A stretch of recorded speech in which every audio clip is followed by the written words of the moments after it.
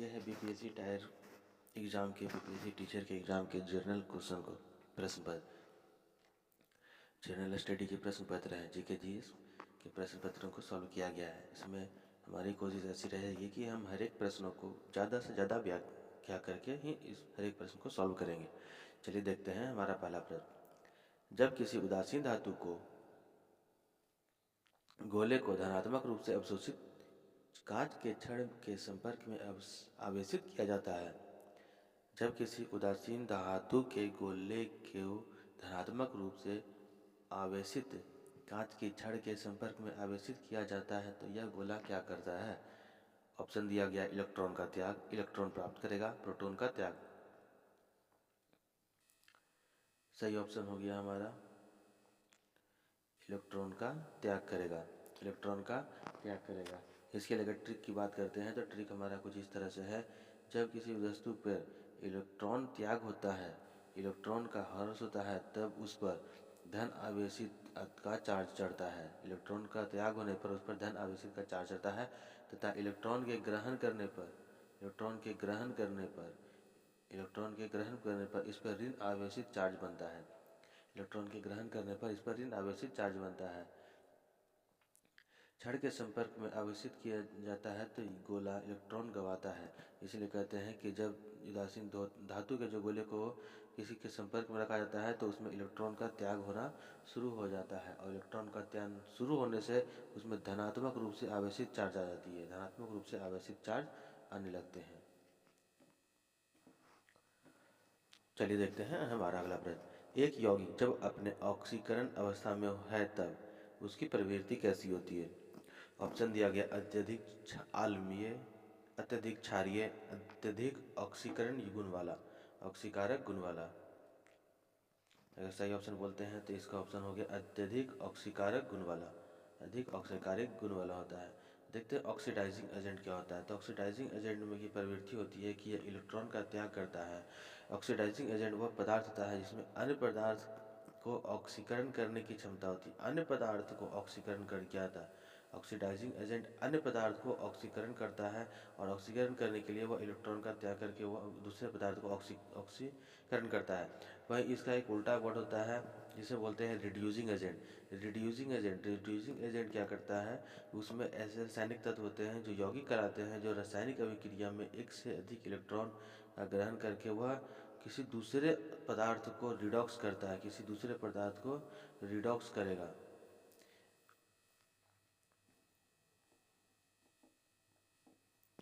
हमारा अगला प्रश्न हो गया ईस्ट में किण्वन के दौरान यानी कि खमीर में किण्वन के दौरान पाइरूवेट इनमें से किस उत्पाद में परिवर्तन हो जाता है? पाइरूवेट इसमें किस उत्पाद में परिवर्तन हो जाता है? ऑप्शन दिया गया एथेनॉल और कार्बन डाइऑक्साइड, लैक्टिक अम्ल और कार्बन डाइऑक्साइड, ग्लूकोज और कार्बन डाइऑक्साइड। एथेनॉल और कार्बन डाइऑक्साइड, लैक्टिक अम्ल और कार्बन डाइऑक्साइड। चलिए सही ऑप्शन को देखते हैं। सही ऑप्शन हो गया इथेनॉल और कार्बन डाइऑक्साइड, इथेनॉल और कार्बन डाइऑक्साइड। इसमें जो ये होते हैं इथेनॉल होते हैं वो क्या होता है? ग्लूकोज होता है वो इथेनॉल और कार्बन डाइऑक्साइड में परिवर्तित हो जाता है। जिसमें ग्लूकोज, फ्रुक्टोज और सुक्रोज, ग्लूकोज, फ्रुक्टोज और सुक्रोज ये जो मिनरल्स होते हैं ये इथेनॉल और कार्बन डाइऑक्साइड में परिवर्तित हो जाते हैं और साथ ही साथ इसमें ऊर्जा का भी उत्पन्न करते हैं, इसमें ऊर्जा भी उत्पन्न करते हैं। अब बात करते हैं ईस्ट के प्रयोग की। तो ईस्ट का प्रयोग केक बनाने इंडस्ट्री में या फिर शराब बनाने की इंडस्ट्री में सबसे ज़्यादा होता है। केक इंडस्ट्री में या शराब इंडस्ट्री में सबसे ज़्यादा किया जाता है। वायुमंडल अपवर्तन के कारण क्षितिज के निकट देखे जाने पर किसी तारे की आभासी स्थिति उसकी वास्तविक स्थिति से किस प्रकार और यह आभासी स्थिति की प्रकृति कैसी होगी? वायुमंडल अपवर्तन के कारण क्षितिज के निकट देखे जाने पर किसी तारे की आभासी स्थिति और उसकी वास्तविक स्थिति किस प्रकार की होती है तथा यह आभासी स्थिति की प्रकृति कैसी होती है? चलिए ऑप्शन को देखते हैं। नीचे बदलती रहती है, ऊंची स्थिर रहती है, ऊंची बदलती रहती है। देखिए यह प्रश्न जो दिया गया है यह higher medium to denser medium का प्रश्न दिया गया है, जिसमें हम प्रकाश का प्रकीर्णन होता है जो हायर मीडियम से डेंसर मीडियम में जाने पर किस तरह प्रकाश की किरणें अपने आप मुड़ जाती है, उसको लेकर के यह प्रश्न बनाए गए हैं। चलिए देखते हैं इसका सही ऑप्शन क्या हो गया। इसका सही ऑप्शन हो जाएगा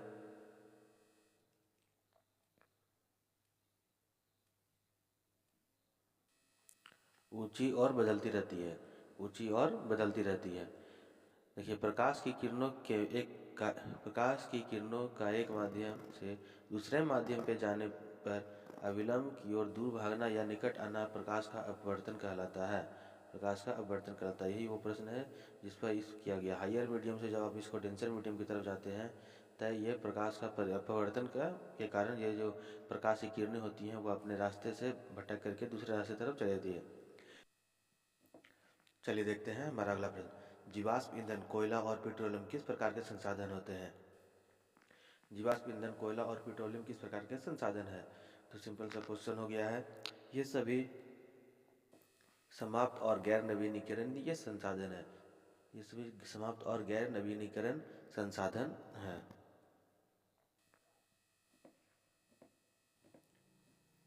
चलिए देखते हैं हमारा अगला प्रश्न। फ्लेमिंगे के बाएं हाथ के नियम में अंगूठा, तर्जनी और मध्यिका क्रम से किस रूप से निरूपित किए जाते हैं? फ्लेमिंगे के बाएं हाथ के नियम में अंगूठा, तर्जनी और मध्यिका क्रम से किस रूप से निरूपित किए जाते हैं? चलिए ऑप्शन देखते हैं। चुंबकीय क्षेत्र, लगने वाला बल और धारा की दिशा। चुंबकीय क्षेत्र, लगने वाला बल और धारा की दिशा। चुंबकीय क्षेत्र, धारा और बल की दिशा। सी नंबर में लिखा हुआ है लगने वाला बल। लगने वाला बल, चुंबकीय क्षेत्र और धारा की दिशा। सही ऑप्शन हो गया लगने वाला बल, चुंबकीय क्षेत्र और धारा की दिशा। अंगूठा लगने वाले बल की तरफ, तर्जनी चुंबकीय क्षेत्र की तरफ और मध्यमिका धारा की दिशा की तरफ दिखाता है। फ्लेमिंगे बाएं हाथ का नियम। फिर से एक बार देखने की कोशिश करते हैं बाएं हाथ के नियम के बारे में। अंगूठा लगने वाले बल की तरफ, चुंबकीय क्षेत्र की तरफ और साथ ही साथ विद्युत धारा, ये वाला उंगली धारा की तरफ दिखाता है। वही बात करते हैं फ्लेमिंगो के दाएं हाथ के नियम। तो दाएं हाथ के नियम की तरफ भी कुछ ऐसी ही प्रवृत्ति आती है। अंगूठा चालक की गति को बताता है, चालक की गति बताता है। चुंबकीय क्षेत्र को बताता है, चुंबकीय क्षेत्र को बताता है, जिसमें तर्जनी उंगली चुंबकीय क्षेत्र की तरफ इशारा किया जाता है। वहीं अगर बात करते हैं मध्यमिका उंगली की, तो मध्यमिका उंगली प्रशिक्षित विद्युत धारा की ओर दिखाता है। विद्युत और धारा को दिखाता है, विद्युत धारा को यह उंगली दिखाती है। चलिए हमारा अगला प्रश्न है। निम्नलिखित में से कौन सा भाग यह सुनिश्चित करता है कि भोजन के दौरान वायु मार्ग बंद न हो? श्लेष्मा, डायफ्राम या उपस्थित विलय। सही ऑप्शन हो गया उपस्थित विलय। निम्नलिखित के दौरान उपस्थित विलय एक ऐसा अंग है जो यह सुनिश्चित करता है कि भोजन के दौरान वायु मार्ग को बंद न हो सके, वायु मार्ग को बंद होने से रोकता है हमारा उपस्थिति विलय। चलिए हमारा अगला प्रश्न है। 30 सेंटीमीटर फोकस दूरी वाला एक अवतल लेंस, 30 सेंटीमीटर फोकस दूरी वाला एक अवतल लेंस इसकी 60 सेंटीमीटर दूरी पर रखी वस्तु को एक प्रतिबिंब निर्मित करता है। ऑप्शन हो गया 20 सेंटीमीटर वास्तविक और उल्टा, -20 सेंटीमीटर आभासी और सीधा। इस प्रश्न में +20 सेंटीमीटर आभासी और सीधा, -20 सेंटीमीटर आभासी और सीधा, 20 और +20 सेंटीमीटर आभासी और सीधा। इस प्रश्न का पहले देखते हैं फॉर्मूला क्या होता है। 1/f equal to 1/v minus 1/u। Value को अगर पुट करते हैं तो -30 इज इक्वल टू -60। इसकी जगह पर -60 हो गया।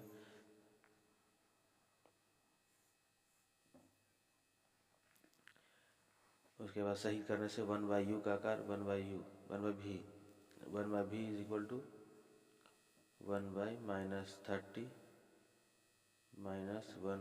1/-60। सॉल्व करेंगे तो v equal to 20 centimetre, v equal to -20 centimetre, v equal to -20 centimetre. सही ऑप्शन हो गया बी नंबर, -20 सेंटीमीटर आभासी और सीधा, -20 सेंटीमीटर आभासी और सीधा।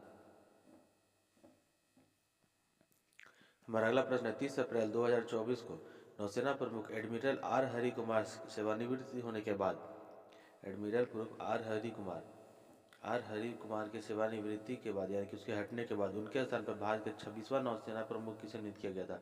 तो हमारे 26वें नौसेना प्रमुख बने थे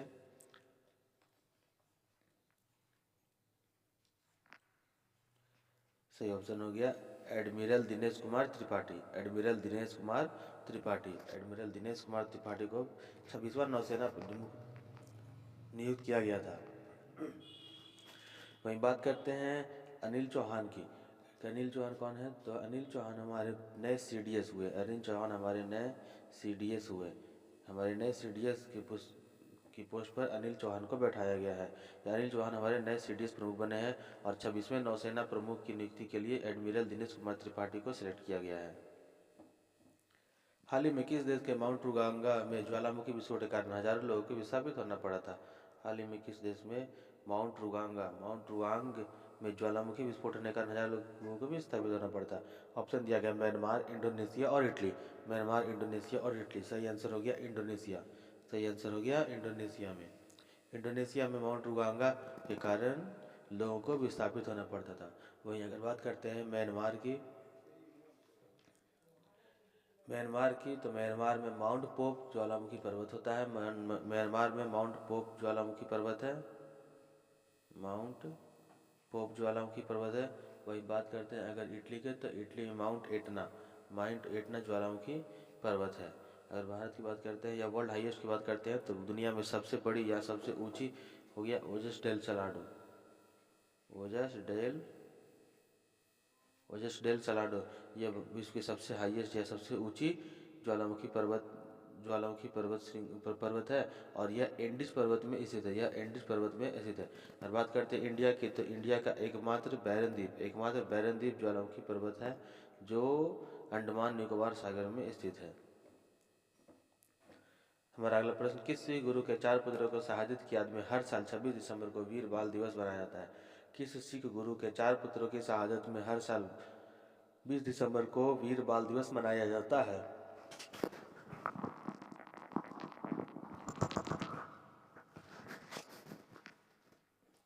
ऑप्शन हो गया गुरु गोविंद सिंह, तेज बहादुर और अर्जुन देव। गुरु गोविंद सिंह, तेज बहादुर और अर्जुन देव। सही ऑप्शन की बात करते हैं तो गुरु अर्जुन देव। गुरु गोविंद सिंह की याद में हम या उनके पुत्रों की याद में हम वीर बाल दिवस मनाते हैं। बात करते हैं अलग अलग गुरुओं की तो गुरु तेज बहादुर के बारे में कहा गया था कि गुरु तेज बहादुर की हत्या औरंगजेब ने करा दी थी क्योंकि गुरु तेज बहादुर ने इस्लाम के धर्म के विरोध कुछ बातें बोली थी। इस्लाम धर्म के विरोध काम कर रहे थे, इसलिए गुरु तेज बहादुर की हत्या औरंगजेब ने करा दी थी। और एक बात करते गुरु अर्जुन देव की तो गुरु अर्जुन देव की हत्या जहांगीर ने करा दी थी क्योंकि जहांगीर के पुत्र को इसने आशीर्वाद दिया था और साथ ही साथ सिख धर्म के तरफ उनका झुकाव भी देखा गया था। जहांगीर के पुत्र का सिख धर्म की तरफ झुकाव भी देखा गया था, इसलिए जहांगीर की हत्या गुरु अर्जुन देव की हत्या जहांगीर के द्वारा करवा दी गई थी।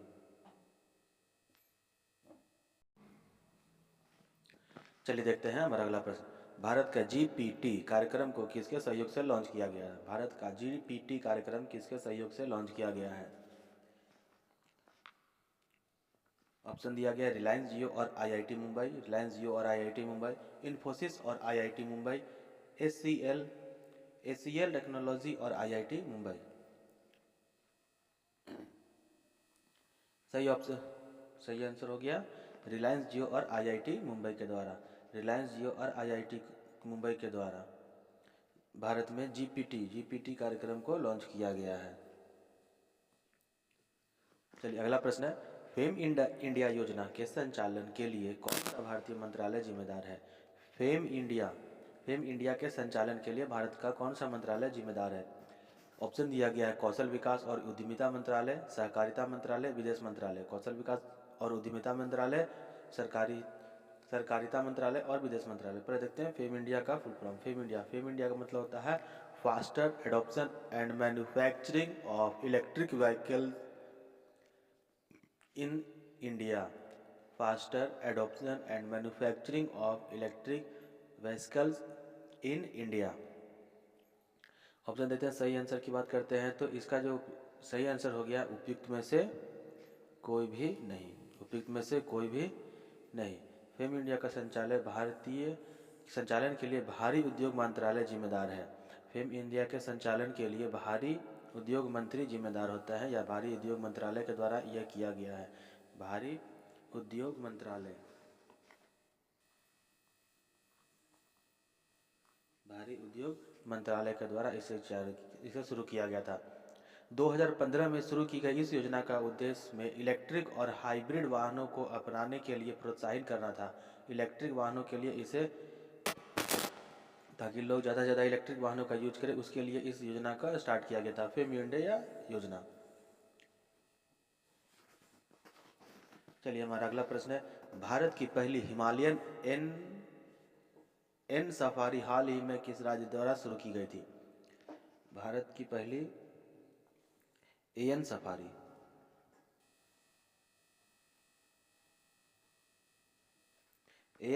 भारत की पहली हिमालयन एन सफारी हाल ही में किस राज्य द्वारा शुरू की गई थी? हाल ही में भारत किस राज्य द्वारा शुरू की गई थी? ऑप्शन दिया गया, उत्तराखंड, उत्तर प्रदेश और हिमाचल प्रदेश। उत्तराखंड, उत्तर प्रदेश और हिमाचल प्रदेश। सही आंसर की बात करते हैं तो इसके लिए सही आंसर हो गया भारत की पहली एयर सफारी। देखो, एयर सफारी की बात करते हैं, एयर सफारी, भारत की पहली एयर सफारी शुरू की गई थी तो यह शुरू हुआ है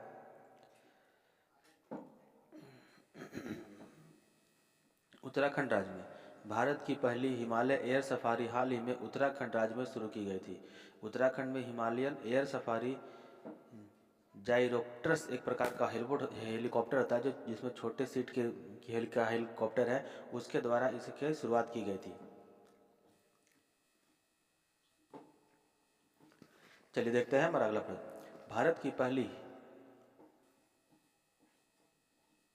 हमारा अगला प्रश्न, हाल ही में स्पेस पोर्टल किसके द्वारा लॉन्च किया गया है? हाल ही का स्पेस पोर्टल किसके द्वारा लॉन्च किया गया है? ऑप्शन दिया गया, सर्वोच्च न्यायालय, भारतीय निर्वाचन आयोग या गुवाहाटी उच्च न्यायालय। सर्वोच्च न्यायालय, भारतीय निर्वाचन आयोग या गुवाहाटी उच्च न्यायालय, किसके द्वारा इसकी स्थापना की गई थी? तो सबसे पहले देखते हैं ऑप्शन इसका क्या हो जाएगा। सही ऑप्शन हो जाएगा, इसकी शुरुआत सर्वोच्च न्यायालय के द्वारा की गई थी। इसकी शुरुआत सर्वोच्च न्यायालय के द्वारा की गई थी। आखिर ये सुपेस आखिर है क्या? तो ये एक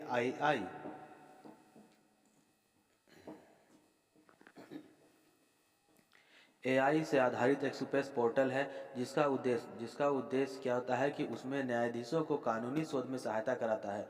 जो न्यायाधीशों को यानी कि जजों को कानूनी शोध में सहायता करने के लिए सुपेस पोर्टल को लॉन्च किया गया था। बात करते हैं निर्वाचन आयोग के लिए, तो निर्वाचक आयोग ने अपनी सुविधा के लिए एक नया पोर्टल बनाया है जिसका नाम इनकोर है। यह निर्वाचन आयोग के द्वारा बनाया गया है। भारतीय निर्वाचन आयोग के द्वारा इनकोर नाम की पोर्टल शुरुआत की गई थी, जिसका जो चुनाव से संबंधित है या चुनाव में सहायता के लिए इसका निर्माण किया गया है। वही एक अलग ऐप की बात करते हैं, दक्ष, जिसे आरबीआई के द्वारा बनाया गया है, दक्ष एप्लीकेशन की शुरुआत आरबीआई के द्वारा बनाया गया है। और ये सभी सुपेस, इनकोर और दक्ष, ये सभी एक एआई पोर्टल से संबंधित है। एक आर्टिफिशियल इंटेलिजेंस द्वारा इस एप्लीकेशन को चलाया जाता है जो लोगों की सुविधा के लिए है। हमारा अगला प्रश्न है, देश मुरुगन द्रविड़ डीएमडीके पार्टी के संस्थापक का निधन 2023 में हो गया था। डीएमडीके पार्टी के संस्थापक का निधन 2023 में हो गया था। तो ऑप्शन दिया गया है, A Stalin, B Vijayakanth, C N Annadurai. सही कांत हो गया, संस्थापक का नाम था विजयकांत। डीएमडीके पार्टी के संस्थापक विजयकांत, जिसका निधन हो गया है 2023 में। निम्नलिखित में से कौन सा कांग्रेसी नेता भारतीय राष्ट्रीय कांग्रेस के किसी अधिवेशन का सभापति नहीं था? इसमें से कौन सा नेता है जो भारतीय राष्ट्रीय कांग्रेस के सभापति नहीं थे? ऑप्शन दिया गया, सुरेंद्रनाथ बनर्जी, बाल गंगाधर तिलक, गोपाल कृष्ण गोखले। सुरेंद्रनाथ बनर्जी, बाल गंगाधर तिलक और गोपाल कृष्ण गोखले। आ जाते हैं सही ऑप्शन की तरफ, तो सही ऑप्शन हमारा हो गया बाल गंगाधर तिलक।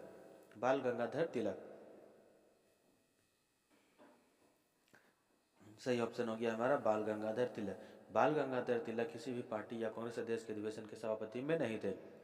आता है बाल गंगाधर तिलक को लोकमान्य तिलक के नाम से भी जाना जाता है। बाल गंगाधर तिलक को लोकमान्य तिलक के नाम से भी जाना जाता है तथा वे भारतीय राष्ट्रीय आंदोलन के चरमपंथी गुट के नेता भी थे। चरमपंथी गुट के नेता थे यानी कि गरगरम दल के नेता थे।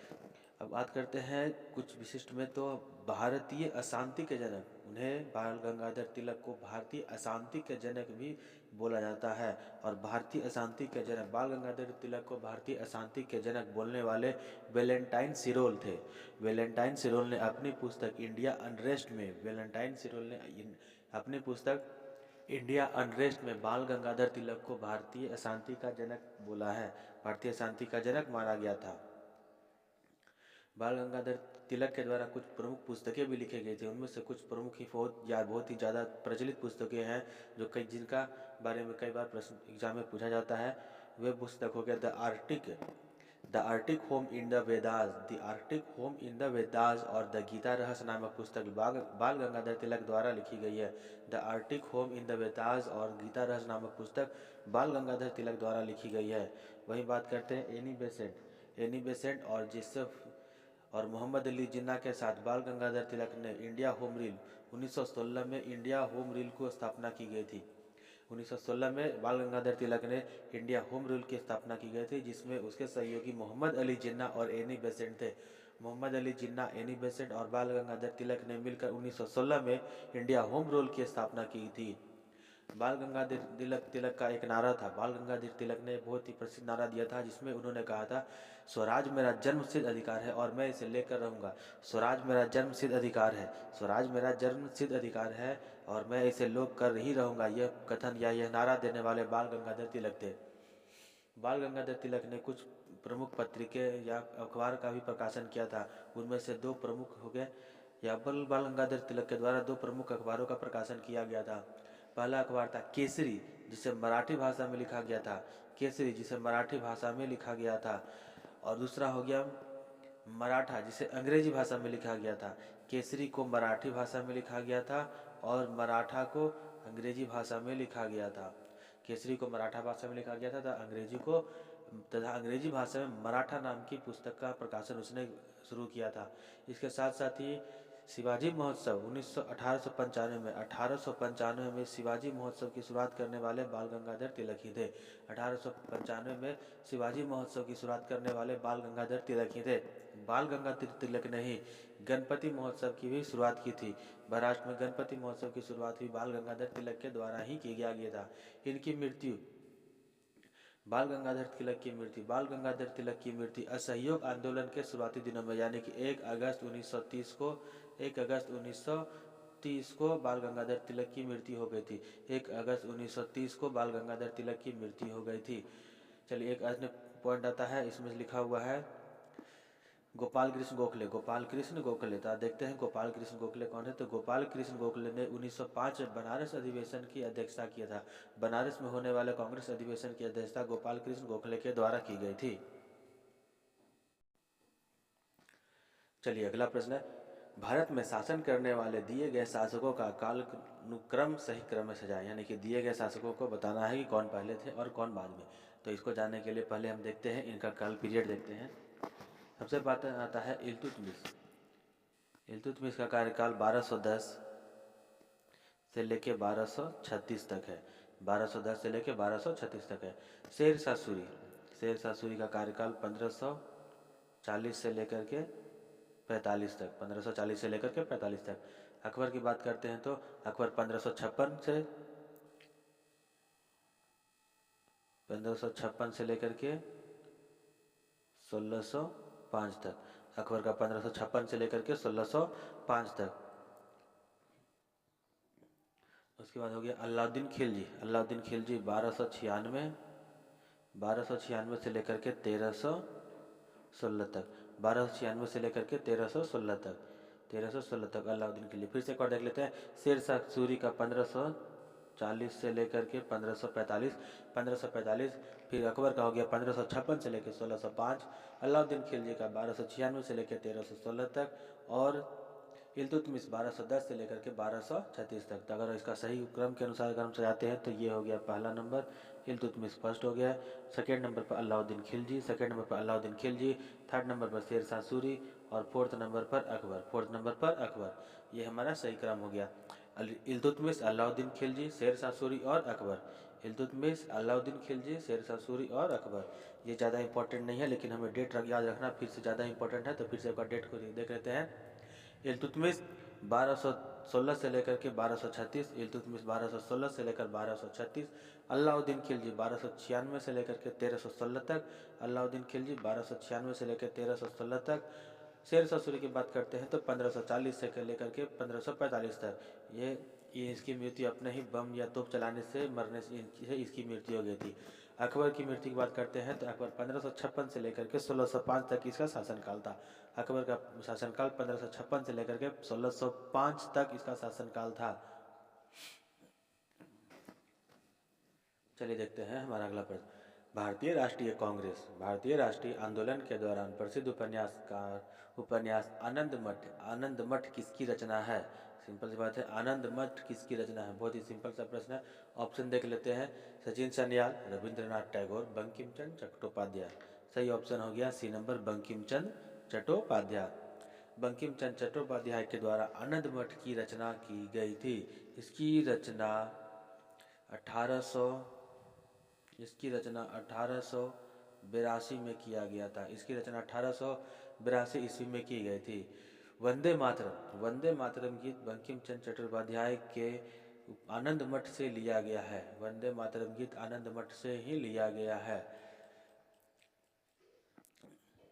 और साथ ही साथ इसमें यह भी वर्णन किया गया, इसमें उत्तर बंगाल के सन्यासी विद्रोह का वर्णन भी है। उत्तर बंगाल के सन्यासी विद्रोह का वर्णन भी, यह भी काफ़ी इंपॉर्टेंट प्रश्न है। उत्तर प्रदेश के सन्यासी विद्रोह का वर्णन किस बुक में है? तो बंकिम चंद्र चट्टोपाध्याय के आनंद मठ में उत्तर बंगाल में सन्यासी विद्रोह का वर्णन किया गया है। यह बंगला भाषा में लिखी गई पुस्तक है। आनंद मठ बंगला भाषा में लिखी गई पुस्तक है। आनंद मठ बंगला भाषा में लिखी गई पुस्तक है। चलिए अगला क्वेश्चन है, अकबर द्वारा निर्मित पंचमहल, अकबर द्वारा निर्मित पंचमहल कहाँ पर स्थित है? ऑप्शन दिया गया दिल्ली, अजमेर, फतेहपुर सीकरी। अकबर द्वारा निर्मित पंचमहल फतेहपुर सीकरी में। सही ऑप्शन हो गया फतेहपुर सीकरी में। अकबर द्वारा पंचमहल फतेहपुर सीकरी में स्थित है। इसके साथ साथ मुगल काल में कुछ अन्य मकबरे भी बनाए गए थे जिसके बारे में काफ़ी ज़्यादा प्रश्न पूछे जाते हैं, जैसे दीन पनाह महल, दीन पनाह नगर। दीन पनाह नगर का स्थान दिल्ली है और इसे हुमायूं के द्वारा बनाया गया था। दीन पनाह नगर का निर्माण हुमायूं द्वारा बनाया गया था। बादशाही मस्जिद औरंगजेब के द्वारा बनाया गया था। बादशाही मस्जिद औरंगजेब के द्वारा बनाया गया था। हुमायूं का मकबरा हमीदा बानो बेगम के द्वारा, हुमायूं का मकबरा हमीदा बानो बेगम के द्वारा दिल्ली में, हुमायूं का मकबरा हमीदा बानो बेगम के द्वारा दिल्ली में बनाया गया था। आगरा का किला अकबर के द्वारा, आगरा का किला अकबर के द्वारा।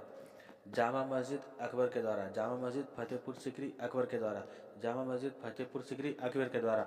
और बुलंद दरवाज़ा फतेहपुर सीकरी अकबर के द्वारा। ध्यान देंगे, फतेहपुर सीकरी में जामा मस्जिद, बुलंद दरवाज़ा और पंचमहल। फतेहपुर सीकरी में जामा मस्जिद, बुलंद दरवाज़ा और पंचमहल अकबर के द्वारा बनाए गए हैं। फतेहपुर सीकरी में जामा मस्जिद, बुलंद दरवाज़ा और पंचमहल अकबर के द्वारा बनाया गया है। दीन पनाह नगर को दिल्ली में हुमायूं के द्वारा बनाया गया था। हमारा अगला प्रश्न है, भगत सिंह और बटुकेश्वर दत्त ने दिल्ली केंद्रीय विधानसभा पर स्मोक बम किसके विरुद्ध फेंका था? भगत सिंह और बटुकेश्वर दत्त ने। ऑप्शन दिया गया Indian council act, government of India act, trade dispute bill और public safety bill. Trade dispute bill और पब्लिक सेफ्टी बिल। सही आंसर हो गया ट्रेड डिस्प्यूट बिल और public safety bill. Trade dispute bill और public safety bill. Bhagat Singh और बटुकेश्वर दत्त के द्वारा 8 अप्रैल 1929 में 8 अप्रैल 1929 में केंद्रीय विधानसभा पर स्मोक बम को फेंका था। स्मोक बम को फेंका था। इनका इनका महत्व भगत सिंह के द्वारा जो बम फेंका गया था वह किसी को मारना नहीं चाहते थे, वह सिर्फ लोगों को या अंग्रेजों को डराने के लिए उन्होंने यह स्मोक बम का प्रयोग किया था। इनका विशेष विरोध था ट्रेड डिस्प्यूट बिल और पब्लिक सेफ्टी बिल के विरोध में उन्होंने यह बम फेंका था। और यह बम 8 अप्रैल 1929 को उन्होंने केंद्रीय विधानसभा पर स्मोक बम का प्रयोग किया था या स्मोक बम को फेंका था। चलिए अगला प्रश्न है, भारतीय इतिहास में सन 1756 में घटित काल कोठरी की घटना कहाँ हुई थी? भारतीय इतिहास में सन 1756 में घटित काल कोठरी की घटना, 1756 में स्थित काल कोठरी घटना कहाँ हुई थी? पहले ऑप्शन देख लेते हैं, कलकत्ता, सूरत या मद्रास। कलकत्ता, सूरत या मद्रास। तो काल कोठरी की जो घटना हुई वो कलकत्ता में हुई थी। काल कोठरी की घटना कलकत्ता में हुआ था। काल कोठरी की घटना कलकत्ता में हुआ था। इसमें क्या हुआ था कि नवाब सिराजुद्दौला के द्वारा नवाब सिराजुद्दौला के द्वारा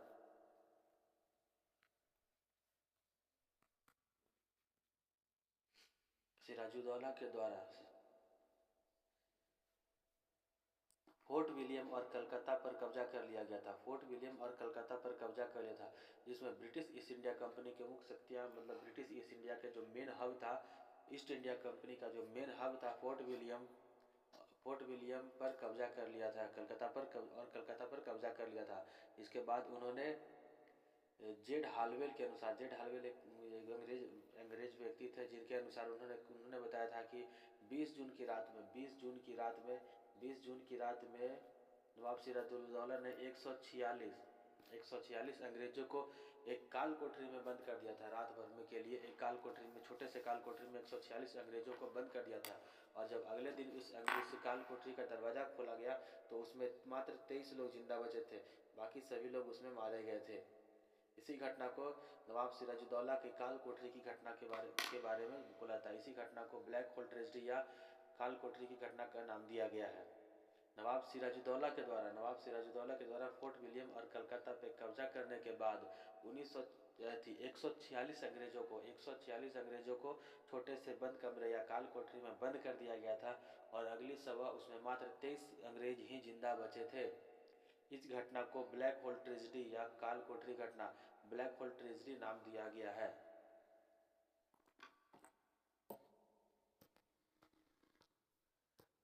हमारा अगला प्रश्न हो गया, साइमन कमीशन में कितने भारतीय सदस्य थे? साइमन कमीशन में कितने भारतीय सदस्य थे? बहुत ही सिंपल सा जवाब है, 0 भारतीय सदस्य। साइमन कमीशन में बिल्कुल एक भी भारतीय सदस्य नहीं थे। साइमन कमीशन में एक भी भारतीय सदस्य नहीं थे। साइमन कमीशन भारत में 3 फरवरी 1928 को साइमन कमीशन भारत में 3 फरवरी 1928 को भारत आया था। 3 फरवरी 1928 को भारत आया था। इसमें साइमन गो बैक के नारे लगाकर भारतीय लोगों ने उसका स्वागत किया था।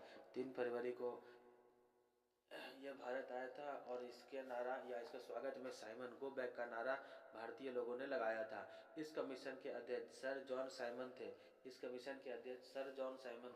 सर जॉन साइमन की नियुक्ति में ही यह सदस्य यह कमीशन यह साइर जाइन कमीशन की नियुक्ति में ही ये लोग भारत आए थे, जिसमें से एक भी भारतीय नहीं था।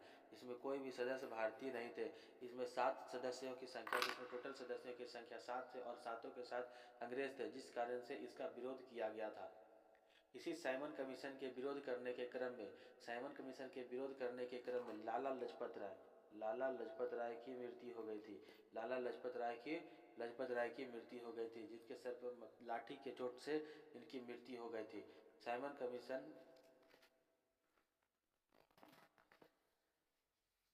कमीशन का आगमन एक बार फिर से ध्यान दे देंगे। साइमन कमीशन का आगमन या साइमन कमीशन भारत 3 फरवरी को साइमन कमीशन 3 फरवरी 1928 को भारत आया था। देखिए अब हमारा अगला प्रश्न है, उस व्यक्ति का नाम बताइए जिसने 1917 में महात्मा गांधी को चंपारण लाने की महत्वपूर्ण भूमिका निभाई थी। क्या कह सकते हैं, महात्मा गांधी को चंपारण जबरदस्ती या उन्हें कई बार रिक्वेस्ट किया गया था। महात्मा गांधी को चंपारण किसने बुलाया था? महात्मा गांधी को चंपारण, बिहार के चंपारण में किसने बुलाया था या किसके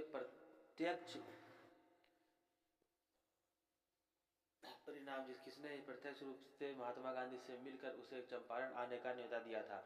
चलिए ऑप्शन देखते हैं, अरुणा असफ अली, मौलिक मजरूल हक और राजकुमार शुक्ला। सही ऑप्शन हो गया हमारा राजकुमार शुक्ला, सही ऑप्शन हो गया हमारा राजकुमार शुक्ला। राजकुमार शुक्ला के प्रयासों से महात्मा गांधी बिहार के चंपारण डिस्ट्रिक्ट में पहुंचे थे और उन्होंने नील विद्रोह को लेकर के एक नया सत्याग्रह का शुरुआत किया था।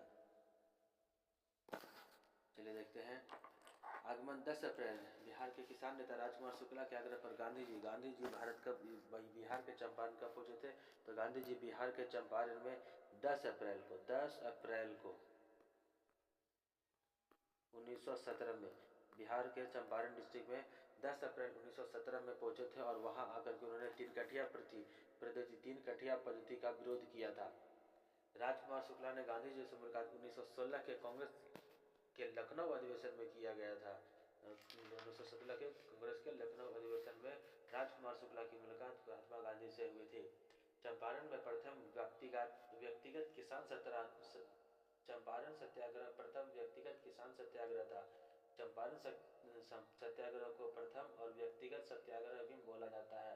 व्यक्तिगत किसान सत्याग्रह बोला जाता है जिसमें 3/20 भाग पर नील की खेती करने का प्रावधान था, जिसके विरोध में गांधी जी ने सत्याग्रह की शुरुआत की थी।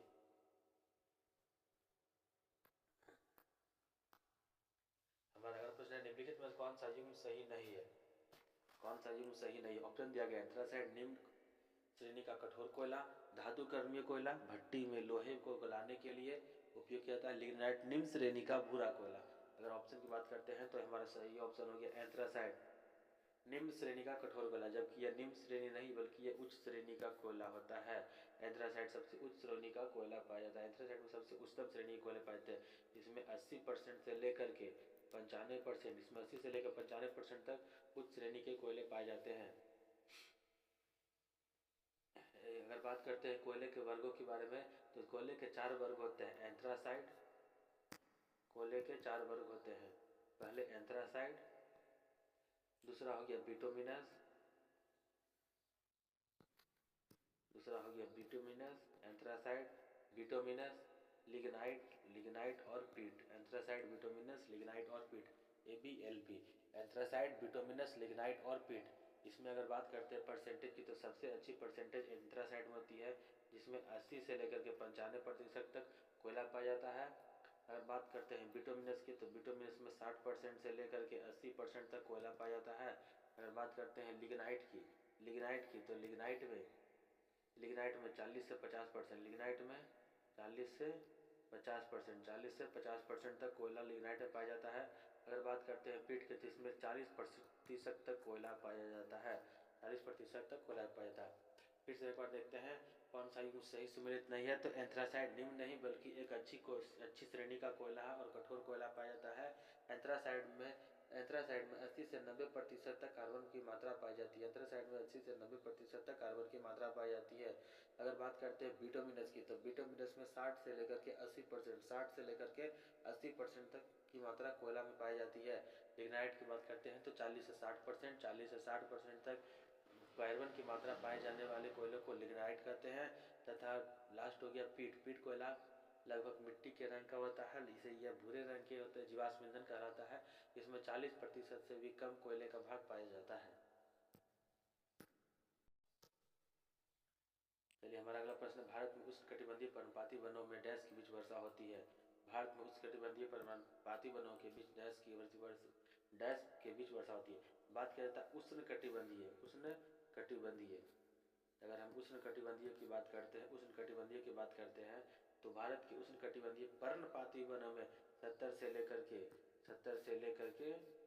200 सेंटीमीटर तक वर्षा होती है। 70 से लेकर 200 सेंटीमीटर तक वर्षा होती है। अगर बात करते हैं शुष्क कटीली वनस्पतियों की या डिसीसियस फॉरेस्ट की, कटीली वनस्पतियों की, तो उसमें 70 से लेकर के 100 सेंटीमीटर तक बारिश होता है। 70 से लेकर के 100 सेंटीमीटर तक बारिश की जाती है। 70 से 100 सेंटीमीटर, 100 सेंटीमीटर तक वर्षा होता है। अगर बात करते हैं सवाना वनस्पति की, यानी कि जहाँ घासों का मैदान ज़्यादा होता है, वहाँ 60 सेंटीमीटर के आसपास वर्षा होती है। 60 सेंटीमीटर के आसपास वर्षा होती है। 60 सेंटीमीटर के आसपास वर्षा होती है। सवाना घास के मैदान में 60% के आसपास वर्षा होती है। वहीं बात करते हैं अगर शुष्क कटीली वनस्पतियों की, तो शुष्क कटीली वनस्पति में 70 से लेकर के 100% तक वर्षा पाई जाती है। नदी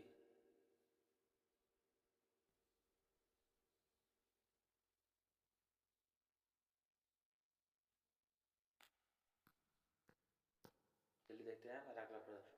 भूगोल ज्योग्राफी शब्द इनमें से किसके द्वारा गढ़ा गया है? ज्योग्राफी शब्द इनमें से किसके द्वारा लिखा गया या किसके द्वारा इसकी खोज की गई थी?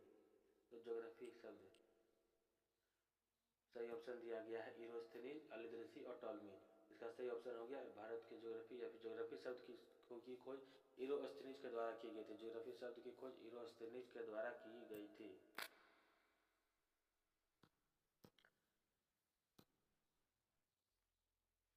बात करते हैं अगले प्रश्न की। भूमि पर पट्टी पर खनिजों के रूप में केवल डैश % कार्बन होता है। भूमि के रूप में खनिजों के रूप में केवल ऑप्शन दिया गया है 0.02, 0.02%, 0.3% और 3%। यहाँ बात करता है केवल खनिजों के रूप में, खनिजों के रूप में केवल, तो खनिज के रूप में इसकी संख्या हो गई 0.02% है। 0.02% भूमि प्रॉपर्टी पे खनिजों के रूप में केवल 0.02% 0.02% कार्बन पाया जाता है। 0.02% कार्बन पाया जाता है। चलिए हमारा अगला प्रश्न आ गया। जहाँ हवा के प्रवाह की दिशा अत्यधिक अस्थिर हो उस क्षेत्र में निर्मित अर्धचंद्राकार बालू को टीलों को क्या कहते हैं? जहाँ हवा की प्रवाह की दिशा अत्यधिक स्थिर हो उस क्षेत्र में अर्धचंद्राकार बालू के टीलों को क्या कहते हैं? सही आंसर हो जाएगा, पहले ऑप्शन देख लेते हैं, बरखान बल्ब या ब्लैक होल। बरखान बल्ब या ब्लैक होल। अगर सही ऑप्शन की बात करते हैं तो हमारा सही ऑप्शन हो गया बरखान। अर्धचंद्राकार बालू के टीले को बरखान कहा जाता है। अर्धचंद्राकार टीले को बरखान कहा जाता है। बात करते हैं इसकी ये कहाँ मिलता है, तो इस तरह के टीले जनरली आसानी रूप से तुर्की में पाए जाते हैं। तुर्की में पाए जाते हैं, इस तरह के टीले तुर्की में पाए जाते हैं। चलिए आगे देखते हैं। पवन द्वारा रेत एवं बालू से निपेक्षित एवं निर्मित टीलों को बालूका स्तूप अथवा टिब्बा कहा जाता है। पवन द्वारा यानी कि हवा के और पवन के द्वारा जब टीले बनते हैं तो इन्हें बालूका या टिब्बा कहा जाता है। बालूको या टिब्बा कहा जाता है। बालूका या टिब्बा कहा जाता है।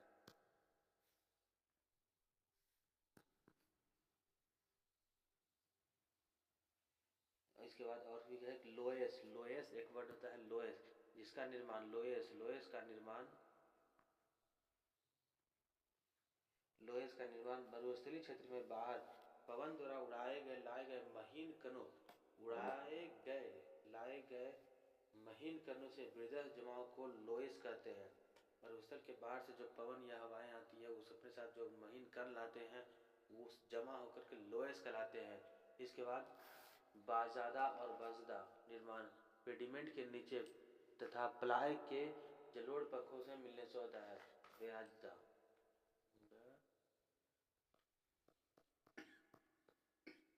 बजादा का निर्माण प्लाई के किनारे पर जलोढ़ पंखों के मिलने से होता है। प्लाई का किनारे जलोढ़ पंखों के मिलने से होता है। अब उसका अगला हो गया प्लाई। प्लाई किसे कहते हैं? प्लाई या सैनिलासी किसे कहते हैं?